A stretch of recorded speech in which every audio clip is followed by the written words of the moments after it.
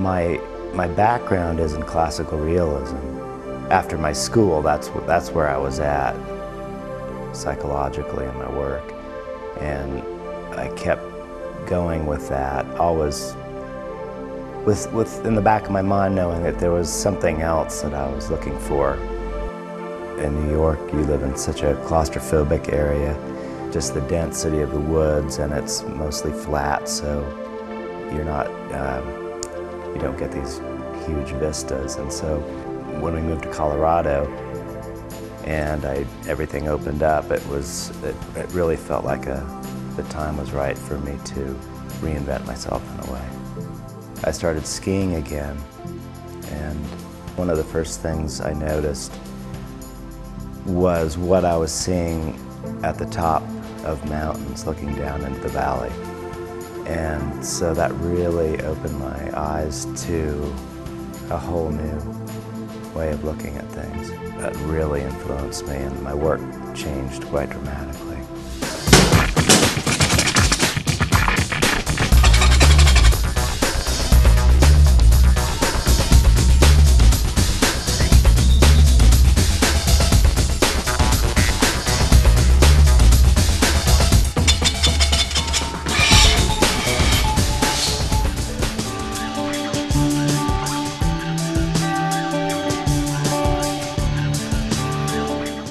Valley resident since 2003, Bayard Hollins specializes in abstract landscapes and Asian-influenced Sumi paintings that explore the underlying energy and emotion of the physical world.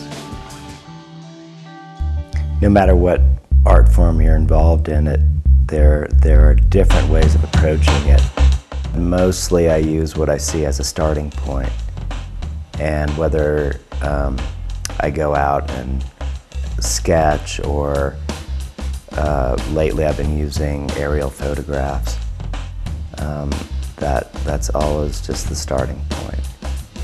And I tend to start with a big picture, just get a lot down quickly, and then subtract and scrape down. And then I'm going to start finding things that are playing off of each other, whether it's colors or forms or mysterious things. And then I build up again and then scrape down. So I'm really working over a broad field, and there will be small detailed passages in my work that I want to retain, because my work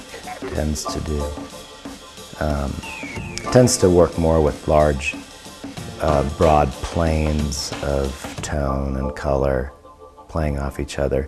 But within that, you need kind of what I like to refer to as like a diamond. A little area, or more than one area, that has a lot of spark to it, or something just really kind of crazy going on.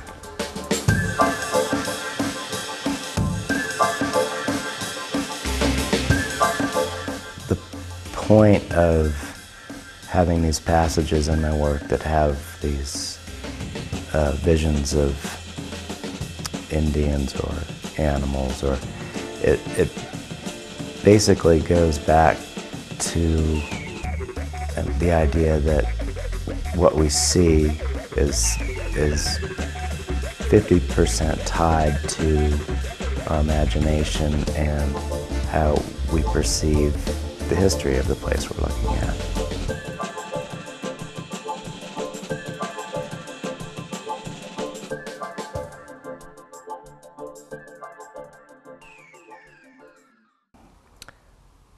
One of the things I do in my studio is I vary the projects that I work on.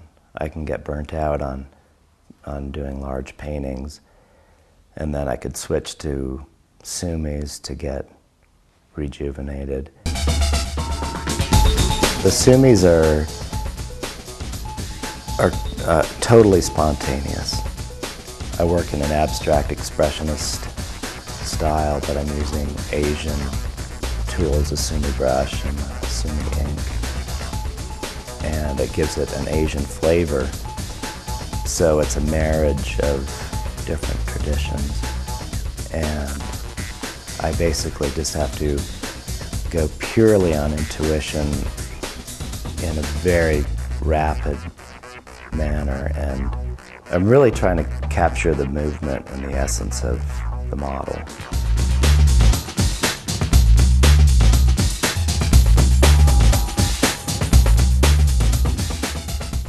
Most of my work right now is dealing with an aerial view of the world that we're living in.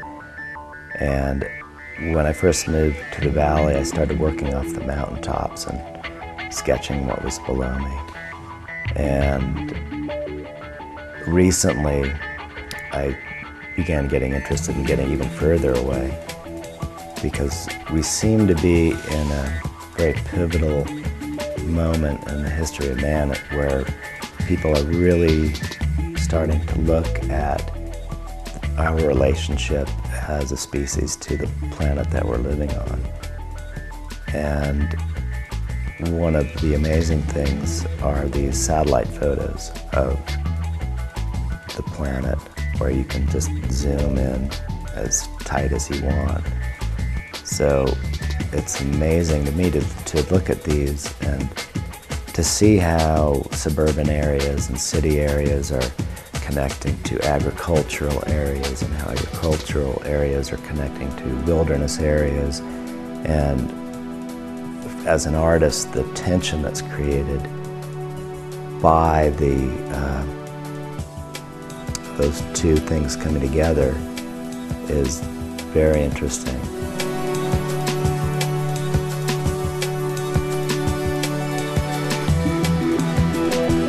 Since my departure from classical realism, my work is really more about looking for what's underneath the physical. And so what I'm trying to do is tap into that energy that isn't visible in that physical sense.